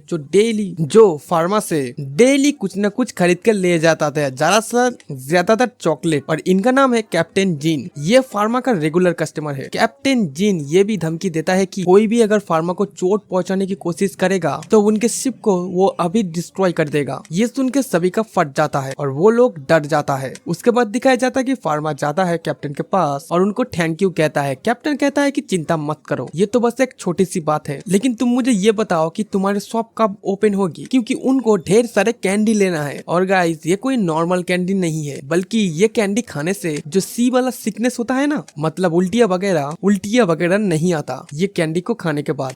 कैप्टन जीन के ये कैंडी सभी के सभी क्रू को भी पसंद है। ये लोग तो ये भी डिसीजन ले लिया होता है कि ये लोग एकदम बल्क में ऑर्डर देगा। और इन सारे बातों को सुन के फार्मा बहुत ज्यादा ही खुश होता है। तब फार्मा उनको बताता है कि और कुछ दिन रुक जाओ, जब फेस्टिवल खत्म होगा तब सब कुछ एकदम नॉर्मल हो जाएगा। कुछ दिन बाद का हमें सीन दिखाया जाता है जिधर सभी लोग कैंप के अंदर बैठ के बातें वगैरह कर रहे होते हैं इस ब्लैक डेथ को लेके। इधर एलन बहुत ज्यादा वरीड होती है क्योंकि उनको तो पता ही नहीं होता कि ब्लैक डेथ नाम की कोई भी चीज है। अगर फार्मा नहीं होता तो अब तक सभी लोग मर चुके होते। तब फार्मा कहता है कि अरे ऐसे कोई बात नहीं है, तुम लोग चिंता वगैरह मत करो और मुझे उतना ज्यादा तारीफ की भी जरूरत नहीं है, मैं उतना भी खास नहीं हूँ। इतने में ही एक अजीब सा आदमी उधर चला आता है और उन सभी को वार्निंग देता है कि कुछ लोग इन्फेक्शन से भाग चुका है और एक गांव में वो लोग छुपा हुआ है। ये सुन के एलन बहुत ज्यादा ही घबरा जाता है और डरती हुई कहते हैं कि इसका क्या मतलब है, क्या उन लोगों को ढूंढा नहीं गया क्या? तब वो वाला आदमी कहता है कि एक आदमी के मरने के बाद ब्लैक डेथ बहुत ज्यादा ही फैल चुका है और वो धीरे धीरे सभी लोगों को इफेक्ट करने को चुका है। और ये सुन के तो सभी लोग बहुत ज्यादा डर जाता है, हमारा फार्मा भी डर जाता है। ये सुनने के बाद फार्मा सोचता है कि वो अकेले जाके सब कुछ देखेगा, लेकिन एलन कहता है कि नहीं, वो अकेले नहीं जा सकती क्योंकि अगर वो इधर से चला जाएगा तो शिप का इन्फेक्शन कौन करेगा। तब फार्मा कहता है नहीं, मुझे तुम्हारे ऊपर बहुत ज्यादा भरोसा है, मुझे पता है कि तुम अकेले सब कुछ कर सकती हो, क्योंकि मुझे उस गांव में जाना है है और मुझे इस बीमारी को भी रोकना है, नहीं तो बहुत ज्यादा ही बुरा हो जाएगा। फिर हम देखते हैं कि फार्मा उधर से उड़ते हुए उस गाँव की तरफ जाता है। अब रास्ते में जाते हुए वो बहुत ज्यादा चिंता में था कि ये सब कुछ क्यों हो रहा है और किसके वजह से हो रहा है, और ये सब कुछ सोचते सोचते वो डिसबैलेंस हो जाता है और सीधा जाके एक पेड़ में क्रैश होने वाला था। लेकिन उस छड़ी की वजह से हम देखते हैं कि फार्मा उस पेड़ के आर पार चला जाता है। इस छड़ी की और भी जानकारी लेनी होगी। तब फार्मा उड़ते हुए देखते हैं कि कुछ लोग उस गांव की तरफ जा रहा है और इधर हम लोग सोचते हैं वो लोग इस बारे में डिस्कस कर रहे थे कि अगर हम इस गाँव में रोकेंगे तो पक्का मर जाएंगे। तभी फार्मा उधर चला आता है और उन लोगों को समझाने की कोशिश करता है कि कोई भी इधर से बाहर मत जाओ, सब वापस गाँव में चले जाओ। लेकिन सभी लोग फार्मा को एक छोटा सा बच्चा समझ लेता है और उसको उधर से भगाने की कोशिश करता है। लेकिन तभी फार्मा उन सबको समझाता है और कहता है कि अगर इस सब के लिए समय टाइम नहीं है, आप लोग अंदर जाओ, मैं आप सब लोग को बाद में सब कुछ समझा दूंगा। लेकिन वो लोग बहुत ज्यादा डरा हुआ होता है, साथ ही साथ बहुत ज्यादा गुस्सा होता है। वो कहता है नहीं, हम लोग किसी भी हालत में यहाँ से नहीं जाएंगे, हमें मरने का कोई शौक नहीं है। वो कहता है जब से ये लड़का अचानक से हमारे सामने आया है और आसमान में उड़ने लगा है, ये हमने कभी नहीं देखा। क्या इसका मतलब यही वो लड़का है, यही वो डीमन है जिसकी वजह से सभी लोग मर रहे हैं? इतना सुनते ही सभी लोग अपने हाथ में ढेर सारा सामान उठा लेता है फार्मा को मारने के लिए। अब फार्मा के पास कोई ऑप्शन नहीं बचता, वो अपनी उस मैजिक स्टिक से जमीन पे दे मारता है और पूरा का पूरा विलेज आइस में कवर हो जाता है ताकि ये बीमारी बाहर तक ना पहुंच पाए। ये देख के तो सभी लोग बहुत ज्यादा चौंक जाते हैं। तब फार्मा उन्हें बताता है कि वो कैपिटल का रॉयल फार्मासिस्ट है, इधर आया है वो सभी को बचाने के लिए इस बीमारी से। तब वो अपना वो रॉयल बैच दिखाता है। ये देख के सभी लोग चौंक जाता है। अब फार्मा उन्हें सब कुछ सच सच बता देता है इस बीमारी के बारे में और ये भी बताता है कि वो ट्राई करेगा सबको बचाने का, लेकिन ये भी है कि वो सबको चाह के भी बचा नहीं सकता, मतलब कि 50-50 चांसेस थे, लेकिन वो अपना फुल ट्राई करेगा। अब अगले ही पल हमें दिखाया जाता है कि इस गांव के जो मेयर और इधर का जो फार्मासिस्ट है इनसे मिलते हैं और इनसे सभी कुछ डिस्कस कर लेते हैं। फिर वो लोग डिसाइड करते हैं कि विलेज को 3 हिस्सों में बांटा जाएगा। एक हिस्से में रहेगा इन्फेक्टेड वाले लोग और एक हिस्से में रहेगा जिन लोगों को ये बीमारी नहीं है। तीसरे में ये लोग रहेंगे जिनका इन्फेक्शन बहुत ज्यादा तेजी से फैल रहा है। और दूसरी तरफ हमें ये किंगडम की नेवी शिप को दिखाया जाता है जिधर ये सभी लोग परेशान है। इधर एक शिप है जो इनकी इंस्ट्रक्शन नहीं मान रहे हैं। तभी कैप्टन का नजर पड़ता है उस शिप का झंडे के ऊपर और ये झंडा हिल के लिए यूज किया जाता है। इसी वजह से वो लोग उस शिप के अंदर जाते हैं और उधर जाने के बाद वो लोग देखता है कि शिप का सभी लोग मर चुके हैं। तभी कैप्टन का एक खास लोग कहता है कि अब हमें क्या करना चाहिए। कैप्टन कहता है कि मैं सब कुछ समझ गया, दरअसल ये वो लोग हैं जो लोग यहाँ से भागने की कोशिश कर रहे थे बिना कोई इंस्ट्रक्शन के। अब हमारे पास कोई ऑप्शन नहीं है, हमें इनको डुबाना पड़ेगा इस पूरे के पूरे शिप को। अब तभी सीन चेंज होता है। अब हमें एक लैब का सीन दिखाया जाता है जिधर हमें पता चलता है कि एक प्रोफेसर को इधर से निकाला जा रहा है और जिनको निकाला जा रही है ये ओल्ड लेडी है। हमें पता चलता है कि ये ओल्ड लेडी अभी भी अपना काम करना चाहती है, लेकिन सभी को लगता है कि इनका जो रिसर्च है वो उन लोगों के लिए ज्यादा हेल्पफुल नहीं रही। तो इसी वजह से ये ओल्ड लेडी भी सोचती है कि शायद उनको रिटायरमेंट ले लेना चाहिए। बातों ही बातों में हमें ये पता चलता है कि ये ओल्ड लेडी ह्यूमंस के लिए जो माइक्रो ऑर्गेनिज्म होती है उनके विषय में बहुत कुछ रिसर्च की है, लेकिन वो बहुत ज्यादा डरी हुई होती और बहुत ज्यादा चिंता में होती कि उनके जाने के बाद इन सारे रिसर्च और इन सारे माइक्रो ऑर्गेनिज्म का क्या होगा। और तभी सीन चेंज होता है और हमें फार्मा को दिखाया जाता है और इधर तो बंदा बहुत ज्यादा चिंता में होता है क्योंकि वो जिधर आया है उधर ढेर सारे लोग हैं उस बीमारी से इफेक्टेड और इन सबको उन्हें ठीक करना होगा। अंदर जाते ही कुछ फार्मासिस्ट उसे बोलने लगता है कि ये बच्चे इधर क्या कर रहा है। तभी हमें पता चलता है कि उन सारे फार्मासिस्ट में एक बंदा होता है जो होता है सलमान का साथी और वो सलमान का साथी उनसे कहता है कि तुम लोग चुप करो, तुम्हें पता भी है कौन है, ये है गॉड ऑफ मेडिसिन, सब लोग तमीज से बात करो। तभी वो बंदा फार्मा को सब कुछ खुल के बताता है कि वो लोग इधर बहुत देर से ट्राई कर रहे हैं कि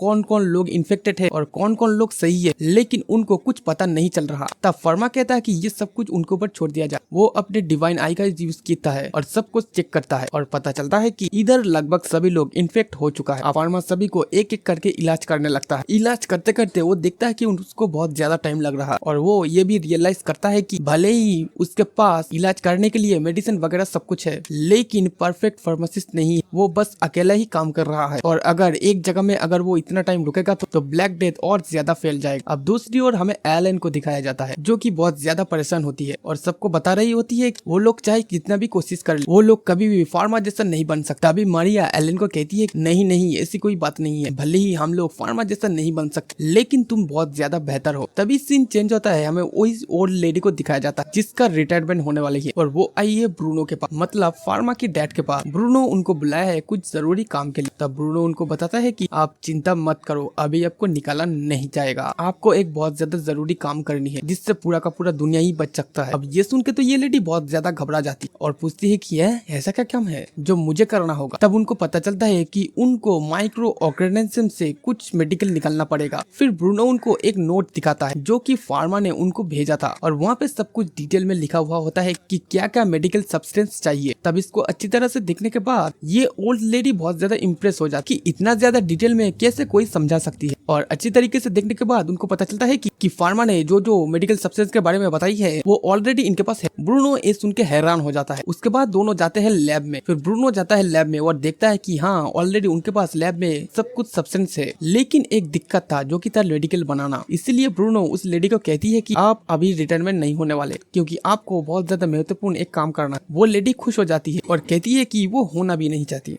तभी उस ओल्ड लेडी का असिस्टेंट वहाँ पे चली आती और सभी को एक खबर सुनाती है जो सुन के सभी लोग शॉक्ड हो जाती है। अब दूसरी ओर हमें फार्मा को दिखाया जाता है जो कि बहुत ज्यादा थक चुका होता है। हमें पता चलता है इधर फार्मा ने जिन सभी को इलाज किया है उनमें से ज्यादातर बच चुका है, मतलब अभी ठीक है, लेकिन ऐसा कुछ भी लोग है जो बच नहीं पाया। फार्मा फिर भी सभी को सतर्क करता है और ये चेतावनी देता है कि अभी सब कुछ बिल्कुल ठीक नहीं हुआ है। फार्मा सभी का हेल्प मांगता है और कहता है कि सभी उनका साथ दे, कोई भी इस गाँव से बाहर ना जाए और कोई भी एनिमल को टच ना करे। अगर कोई एनिमल बाहर से इस गांव में आने की कोशिश करे तो उस एनिमल को तुरंत मार दिया जाए। फिर फार्मा अलविदा करके वहां से चला जाता है। अब जाते हुए वो बहुत ज्यादा परेशान होता है क्योंकि वो जाते हुए बहुत ज्यादा टाइम गवा दिया। तभी उसका नजर काला धुआं के ऊपर पड़ता है। वो तुरंत उड़ के वहाँ चला जाता है और जाने के बाद वहाँ देखता है कि उधर चर्च के कुछ लोग हैं जो कुछ आदमियों को बांध के रखा है क्योंकि ये लोग शहर के अंदर कुछ तो विस्फोट कर रहा था। उनमें से एक आदमी चिल्लाते हुए कहता है कि उनको कुछ नहीं पता, वो तो वही कर रहा था जो उनको बताया गया था। फार्मा को पता चलता है कि चर्च के लोग उन सारे सामान को ऑलरेडी जला दिया है ताकि कुछ गड़बड़ ना हो। उसके बाद फार्मा उन लोगों को एग्जामिन करता है और सभी को पता चलता है कि हाँ ये सभी ब्लैक डेथ से इन्फेक्टेड है। फार्मा उनसे प्रेशर देख के निकालने की कोशिश करता है कि तुम सच सच बताओ उन सारे बॉक्सेस में क्या था। तो वो आदमी सब कुछ सच सच बता देता कि उस बॉक्स के अंदर कुछ लकड़ियों से बना हुआ सामान होता है और कुछ व्हाइट गिलहरी थी और ये व्हाइट गिलहरी एक आइलैंड में पाया जाता है और ये वही आइलैंड है जिधर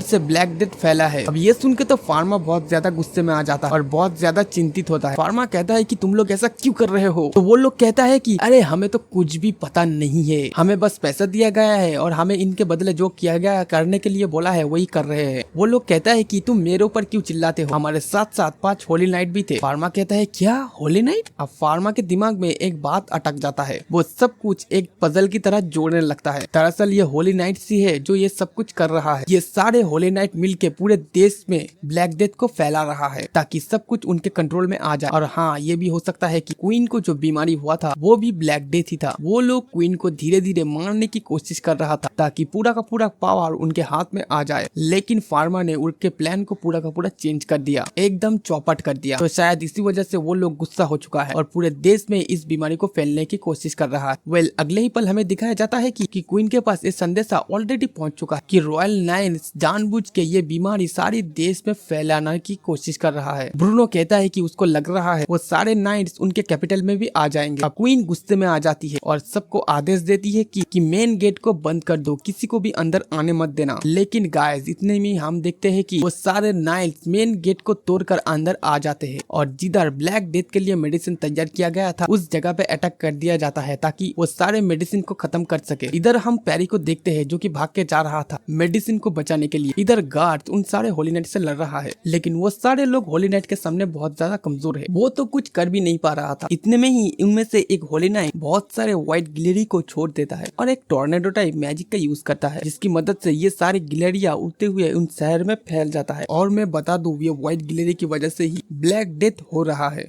हम देखते हैं कि हमारे पैरी अभी तक मरा नहीं है, वो बार बार बच गया था। इधर पैरी को सब कुछ समझ आ जाता है कि ये सारे होली नाइट्स इस व्हाइट को फैल के ब्लैक डेथ को फैल रहा है। तो वो दौड़ के जाता है गार्ड्स के पास और कहता है कि वार्निंग बेल को बजा दिया जाए और पूरे किंगडम को हाई अलर्ट जारी कर दी जाए। तब इमरजेंसी बेल को बजा दिया जाता है, जिसके बाद सभी लोग बहुत ज्यादा चौकन्ना हो जाता है और चिंतित भी। इधर टेंशन बहुत ज्यादा बढ़ जाता है, किसी को कुछ समझ नहीं आ रहा था कि अब क्या होगा। लेकिन गाइस इतने में ही हम एक आदमी को देखते हैं, जो कि दिखने में आदमी तो बिल्कुल नहीं लग रहा था, मतलब इंसान नहीं लग रहा था। उसके बॉडी से कुछ अलग टाइप का ऑरा निकल रहा था। वो ये नजारा बहुत शौक से देख रहा था और बहुत ज्यादा खुश भी हो रहा था। इधर हमें क्वीन को दिखाया जाता है, जो कि इमरजेंसी बैठक बुला रहा होता है। क्वीन को पता चलती है कि बस 5 ही होली नाइट से जो हमारे शहर में हमला किया है। क्वीन ये सब देख कर शौक होता है, क्या 5? एक काम करो, उन 5 को ही कुचल दो। लेकिन तभी ब्रूनो कहता है कि 1 मिनट रुक जाओ क्वीन, आपको क्या लगता है कि ये ब्लैक डेथ ऐसे ही तैयार हो गई है? नहीं, बल्कि इनको बनाया गया है ताकि जानबूझकर लोगों को मारा जा सके। इसके पीछे कुछ न कुछ वजह जरूर होगा, इसके पीछे कोई न कोई जरूर होगा। और हाँ, ये बीमारी नीदरलैंड से फैल रही है, नीदरलैंड की एक स्पेसिफिक जगह से। क्वीन कहता है 1 मिनट, नीदरलैंड से तो हमारे बहुत ज्यादा संपर्क अच्छी है। कहता है कि एग्जैक्टली यही तो मैं कह रहा हूँ कि नीदरलैंड वाले नहीं बल्कि कोई खास इंसान है जो ये सब कुछ कर रहा है। क्वीन आपको याद है हमने कुछ साल पहले हमारे इधर के एक फार्मासिस्ट को नीदरलैंड में भेजा था ताकि उधर जाके अच्छे से रिसर्च कर सके और अच्छा दवा को बना सके। लेकिन एक दिन अचानक सभी लोग उस आदमी को पकड़ लेता क्योंकि वो फार्मासिस्ट एक जिंदा इंसान के ऊपर एक्सपेरिमेंट कर रहा था। और सबको जब ये बात पता चल गया था तो सब लोग उस फार्मासिस्ट को पकड़ लिया था और चर्च वाले उसको पकड़ के उसको सील कर दिया था। और जितना दूर ब्रूनो को पता है वो आदमी ढेर सारे वायरस के ऊपर। सभी लोग इस बारे में सोच रहा था कि आखिरकार वो आदमी था कौन। तब वो ब्रूनो बताता है कि वो और कोई नहीं बल्कि मेरा जिगरी दोस्त, मेरे स्कूल का दोस्त, का नाम है केमास। तो दोस्तों आज के लिए बस इतना ही। अगर आप चाहते हैं कि इसका पार्ट 2 आए तो कमेंट में पार्ट 2 जरूर लिखे।